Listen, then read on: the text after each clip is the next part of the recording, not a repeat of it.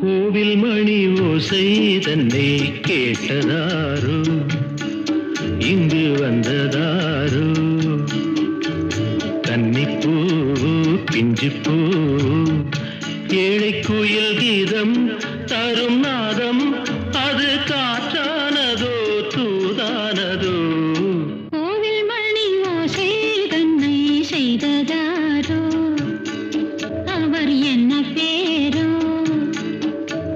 பாட்டு பாடும் கூட்டத்தாரோ, ஏழை குயில் கீதம் தரும் நாதம், அது கொண்டாண்டதோ என்னை இங்கு. கோவில் மணி ஓசை தன்னை கேட்டதாரோ.